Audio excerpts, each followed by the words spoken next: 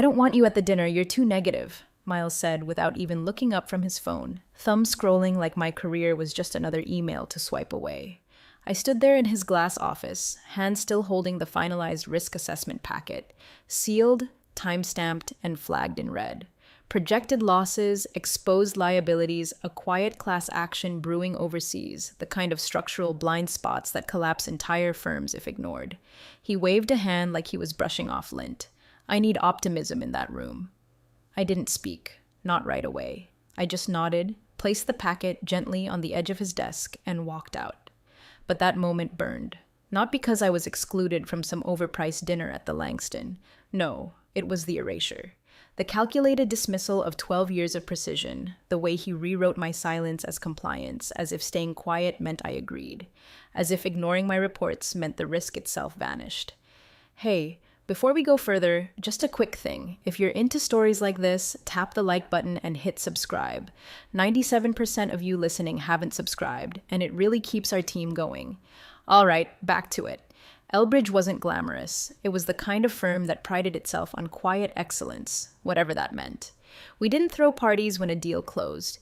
We sent due diligence packets. I built my entire professional reputation on asking the questions no one wanted to hear out loud. What if the subsidiary was a shell? What if the acquisition came with buried legal exposure? What if we didn't hedge against the wrong currency? I didn't have enemies, but I didn't make anyone comfortable either, especially not since Miles took over. He came from some sun-drenched West Coast firm where the only thing they measured was founder energy. Day 1, he brought in a culture consultant. Week 2, he told our head of oversight, we need to trade analysis for momentum. By the end of Q1, that team was gone. I stayed. Quietly. I wasn't flashy, but I was thorough. My office was 3 doors down from legal, windowless, freezing, full of manila folders and thumb drives. But I knew where the rot lived. I could see it in the asset sheets, the debt rollovers, the conveniently delayed disclosures. And I documented everything. Not for revenge, not even for credit, just because I couldn't unsee it once I found it. That week, he was courting a merger with Avancore. Slick numbers, pretty pitch deck, but underneath, unhedged international exposure, 3 legal disputes quietly settled in Switzerland, and a class action waiting for ignition the moment the ink dried. I flagged all of it, laid it out with citations, scenario models, even alternate structuring routes to minimize risk. I packaged it in a sealed folder and sent it, per protocol, to the board's compliance BCC chain. I even added a watermark to track it, because I knew Miles wouldn't open it. He didn't want to read risk. He wanted applause. Then came the meeting. No, correction. The uninvitation. He called me in like a coach cutting the cautious player before game day. We're full up at the dinner, he said. You'll be better off focusing on the internal review. Internal review meant nothing. It was a placeholder, a brush-off. He'd given my seat to Ava from marketing, who once asked me what an unhedged liability meant. He wanted smiles, not scrutiny. Optimism, not accuracy. It was never personal. That's what made it worse. So I did the only thing I had left. I forwarded one file. One single folder from my encrypted archive to Grant Holloway's assistant, the lead investor, the one who didn't clap at buzzwords, who once asked why our Brazil expansion failed 3 years before the board even noticed the currency collapse. The subject line said nothing but, Phase 2 exposure, authored L. Reese. Then I shut down my laptop, put on my coat, and left the office. I didn't go home, I didn't go out, I just drove. Highway noise and cold wind in December, I didn't even turn on music, just kept the world quiet until I could hear myself think. They didn't want my voice at the dinner, but I had a feeling they were still going to hear me anyway. The worst part wasn't being excluded, it was watching him pretend it was a strategic decision. You're too valuable to be distracted, he'd said, with that fake boyfriend smile he put on whenever he was about to say something insulting wrapped in corporate frosting. We need you in the trenches. Let the front-facing teams handle the big optics. That's your strength, isn't it? Quiet diligence. I didn't answer. Just watched him hold court behind that absurdly polished desk, surrounded by bottled water he never opened, and trophies from panels he never earned. The file I'd handed in sat untouched in his inbox. Flagged urgent, time-stamped, unopened. I'd printed a hard copy just in case. It had been placed neatly into a sealed black folder with silver tabs, each one labeled with the kind of warnings that would make any sane board member blink. Zurich liability, Phase 2 exposure, shadow litigation tracker, FX risk, Brazilian real. He didn't want to blink. He wanted applause. And he didn't want me making eye contact with anyone important when the lights dimmed and the wine poured and he started his little TED talk in a tux. That merger, Avancore, was a mirage. I could practically hear the sand shifting underneath their numbers. Swiss subsidiaries with mirrored transactions, silent partners with sealed settlements. The kind of deal that came with a polite smile, a free glass of champagne, and a 90-day timer on your career if you touched it. I highlighted it all, structured it, annotated it. I even suggested a containment strategy, a quieter acquisition through their northern logistics spine that bypassed most of the red flags. He never even asked about it, just reassigned my seat and said, Ava knows how to keep the mood light. Ava, who once used AML in a sentence and thought it meant a lot of money, LOL. But sure, she was a vibe, as Miles put it, and apparently that's what investors needed now. Not modeling, not foresight, just vibes. So I watched from the sidelines, walked into that same office the next morning, sat in my quiet little cubicle next to legal, and ran the numbers again. This time, building out an exposure map that showed what would happen if Zurich went active before the ink was dry. It wasn't pretty. The moment Phase 2 unlocked, we were looking at a freeze on $74 million in operating liquidity, 3 regulatory crosshairs, and potential clawbacks on both sides of the Atlantic. But it wasn't just financial, it was structural. Hollow foundations, PR landmines, executive fallout, the kind of thing that turns a CEO into a scapegoat overnight. I included all of that, dated, signed, tagged with the internal compliance watermark, and still no acknowledgement. By then, I wasn't writing for Miles anymore. I was writing for whoever came after. I didn't pack a box, didn't clear my desk, I wasn't quitting, I was just done speaking into a vacuum. You reach a point where shouting truth at a locked door becomes its own form of self-erasure. I'd given Miles everything. Clean data, modeled outcomes, flagged litigation, alternatives. All it got me was sidelined, swapped out like a centerpiece that didn't match the new tablecloth. So I went silent. Strategically. Before leaving that night, I pulled up my encrypted archive, not the company server, not the shared drive, but my own mirror. Not because I was paranoid, but because I was methodical. Every memo I'd ever sent to Miles about Avancore, every appendix, every flagged risk and thread of litigation they'd buried under PR slides and expansion promises. I zipped it clean, labeled it with the date, and attached the compliance chain logs for extra color.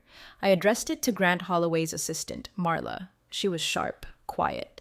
The kind of assistant who remembered who brought what to meetings 3 quarters ago and who also knew how to get eyes on things without lighting flares. Subject line was simple. Phase 2 contingencies, review suggested before Q4 allocation.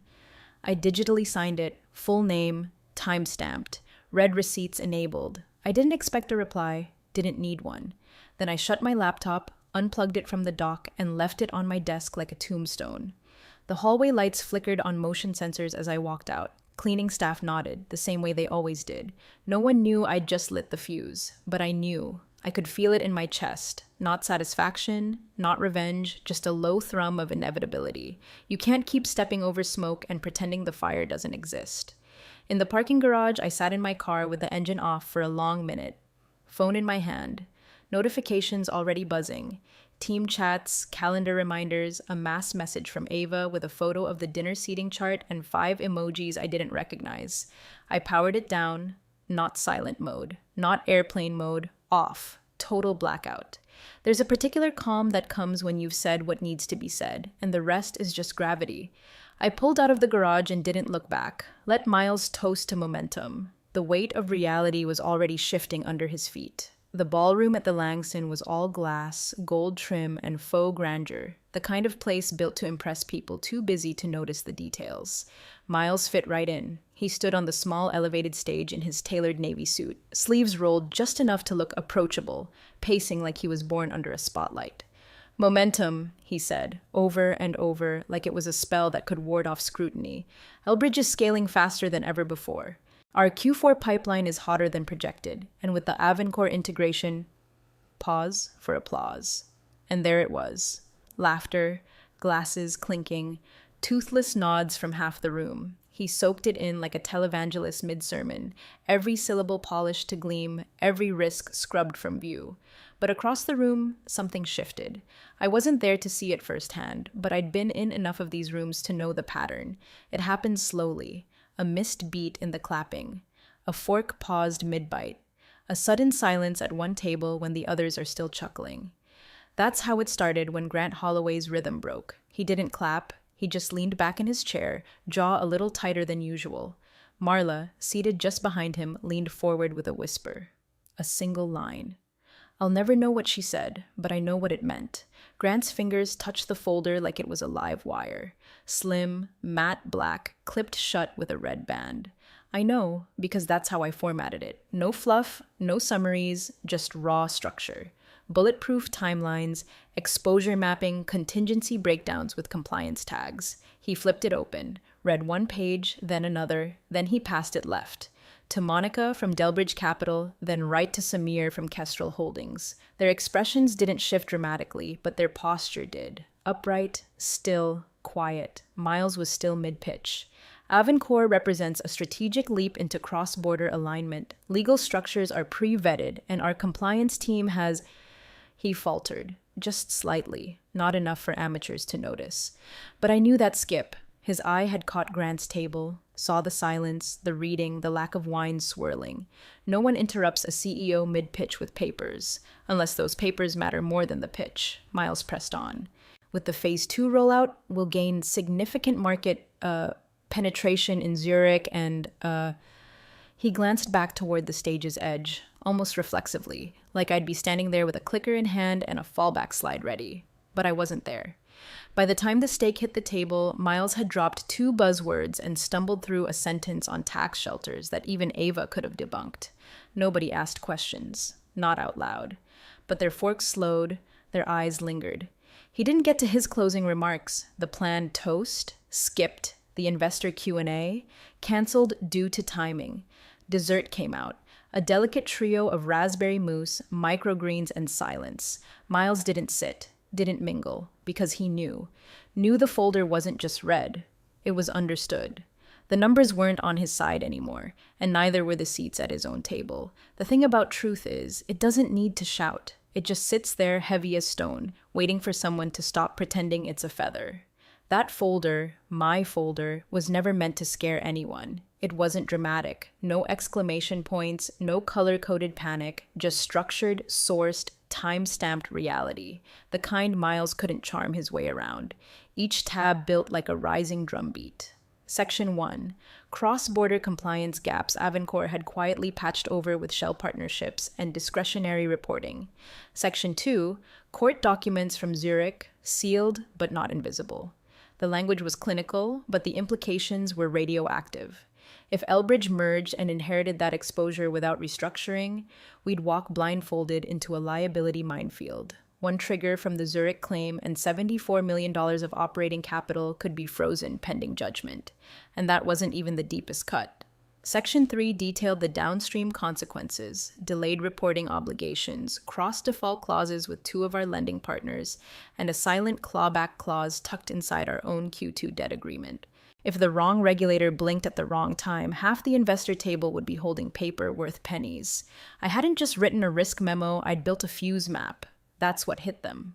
By dessert, every investor at that table wasn't wondering whether I'd been too cautious. They were wondering why no one had warned them, why the glossy pitch deck made no mention of pending litigation, why the compliance officer, whose name was on every audit report for the last 5 years, was suddenly too negative to attend the dinner, why optimism had suddenly become a weapon. And they weren't mad at the data. They were mad it had to be smuggled in. Miles never understood the kind of silence that came from smart people realizing they've been handled. That tight, careful hush that replaces clapping when the room isn't convinced anymore. Grant knew what he was looking at. So did Monica. So did Samir. They didn't speak during the final minutes of the presentation because they were already recalculating exposure. Not just financial, reputational. They'd been pitched growth. They'd been sold momentum. But now they were reading the fine print, and it screamed mismanagement. My name was in the metadata of every page. Authored L. Reese, reviewed internal oversight septidem dat, circulated non-compliant. I had made sure the terms spoke for themselves. I didn't need to accuse anyone. The evidence showed who had tried to protect them, and who had decided their applause mattered more. By the time dessert was cleared, the conversation had shifted off stage. The real meeting was already happening. Miles had skipped his closing slide on next steps, probably because everyone at the table now knew exactly what the next step needed to be, and I wasn't even in the room. Didn't matter. My report got a better seat than I ever did. Miles had always counted on his charm. That's what made him dangerous. He didn't come in swinging, he came in smiling. Hands on shoulders, compliments too tailored to be sincere. He thought if he kept the mood light, no one would ask heavy questions. So when he sensed the room slipping, he went into his usual bag of tricks, called for another round of wine, made a self-deprecating quip about forgetting dessert forks, then motioned toward the folder like it was just a piece of overzealous bureaucracy. I mean, come on, he chuckled. You give a risk analyst a spreadsheet and they'll convince you not to cross the street. It's all just overly cautious modeling. That's when the silence hit harder than any accusation, because everyone knew what was in that folder wasn't modeling, it was forecasting. Clean, evidence-backed, legally sourced, and it was right. Samir, usually the diplomat, broke the quiet. He leaned in just slightly, voice flat. Why did you hide these reports? The air shifted again. That wasn't curiosity. That was indictment. A question you ask when you already know the answer, but want to watch someone lie to your face. Miles smiled, but the corners twitched. It's not that I hid anything. We didn't want to derail the momentum over hypotheticals. Grant Holloway's hand hovered over the folder for a beat, then he folded it shut with a slow, deliberate motion, like he was closing a book on trust itself. No, he said, his voice low but firm. It's called foresight. Miles said nothing. Because what could he say? The damage wasn't theoretical. It was sitting right there on the table, 3 pages into the Zurich section, spelled out in plain language with timelines and financial implications no one could wave away. He didn't have a counter report. He didn't even have a rebuttal. All he had was his spin, and it was unraveling. More than one investor was glancing around now, eyeing each other, silently taking inventory of who knew what and when. Monica tapped the edge of her wine glass. Samir scribbled something down. No one touched their dessert. Because it wasn't just about the Avancore merger anymore. It was about governance. About whether the CEO, the man they'd trusted with 8-figure allocations and quarterly forecasts, had quietly decided that truth was optional if it clashed with his optimism. And suddenly, that smile of his looked like a mask they'd all just realized had been slipped on in a rush. There's a unique kind of power in being right after you've been ignored. The folders sat there, closed now, but it may as well have been a detonator, and everyone at the table knew who had pulled the pin.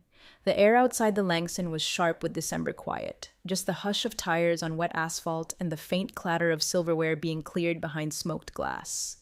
I stood under the awning, coat buttoned, scarf tight, watching the lights bleed onto the sidewalk like the tail end of some dream I'd already woken from. My car was 5 minutes out. I wasn't checking my phone. Still off, still silent. Let the system catch up to what the truth had already delivered. Then the door behind me swung open. I didn't turn immediately, just heard the soft tread of dress shoes and that unmistakable gravity of someone used to having rooms shape themselves around his silence. Grant Holloway didn't say anything at first. No preamble, no executive small talk. He just stood next to me, hands in his coat pockets like we were 2 strangers waiting out a storm. Then he reached into his inner jacket and pulled out a card. Not flashy. No gold embossing, just heavy stock, deliberate print. He handed it to me like he was passing a verdict. Interim Advisory Panel. Select access.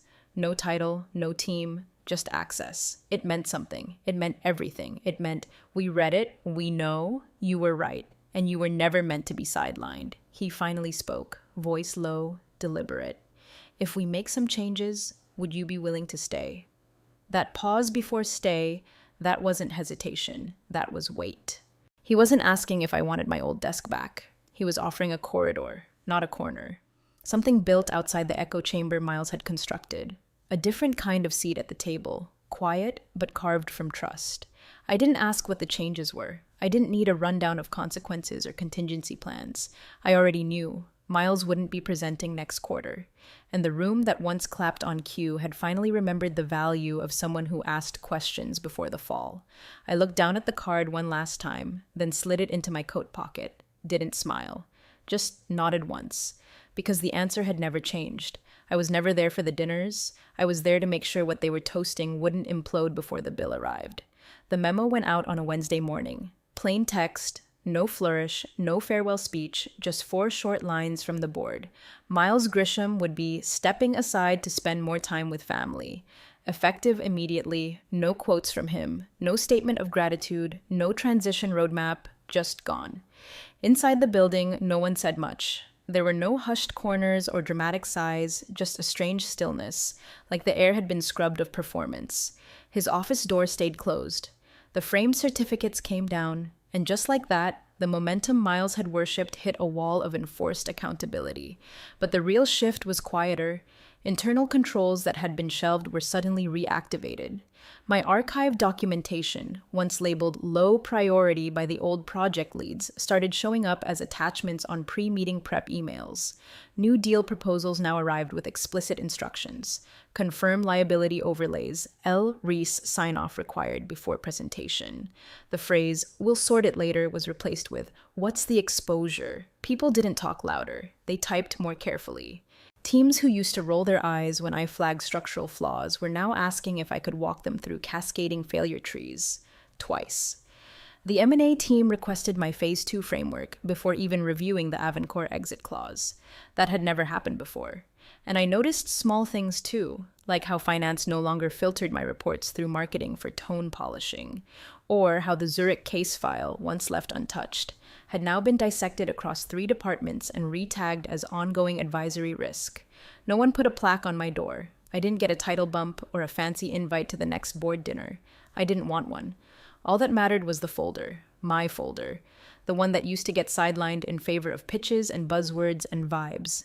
Now it was the first file opened. That mattered more than any title, because it meant we had course corrected, not through ego, through evidence. Grant never mentioned Miles again, neither did the board. The silence was surgical. Let the past rot quietly while the foundation rebuilt itself under firmer hands. And me? I stayed where I always was. Same desk, same terminal, same habit of documenting what others overlooked. Only difference now? They looked. The walls in the sublevel archive room were the same shade of neutral gray they'd always been, unchanged, unnoticed, unbothered by power shifts. No windows, no view, just the soft hum of a climate-controlled server in the corner and a single desk where I now reviewed proposals that used to bypass oversight entirely. The nameplate on the wall still said records, but now every project came through here first. The new merger file was clean at first glance. Impressive graphs, glowing summaries, structured cash flow projections. But I'd seen this pattern before, the same strategic optimism masking thin foundations. I read it twice, then again. And there they were. 3 notes, tucked into the footnotes like whispered doubts. A regional tax jurisdiction flagged for transition, a supplier contract still pending litigation in another country, and a clause in their licensing portfolio that had been quietly redacted from the summary. I circled each one in red, not to kill the deal, just to clear the fog. Facts weren't the enemy, assumptions were. I leaned back in my chair, file closed, notes tagged, time-stamped, logged. The system didn't need noise. It needed fidelity. That's what had changed. Not the furniture, not the job, the lens. They finally started seeing with it. The door creaked open. Grant stepped in, coat folded over his arm, sleeves rolled to the wrist the way he always wore them when things mattered. He glanced at the file, then back at me. "Appreciate your lens," he said simply. "Sometimes silence is louder than the stage." He didn't ask what I found. He knew I'd already marked it. And he knew what that meant for the next board session, for the investor call, for the next round of decisions that would either protect our future or pretend it was bulletproof. I stood, handed him the folder. No speeches, no need. My name didn't sit on the masthead. It sat in the metadata. I didn't need a seat at the dinner. I just needed the right file to be read.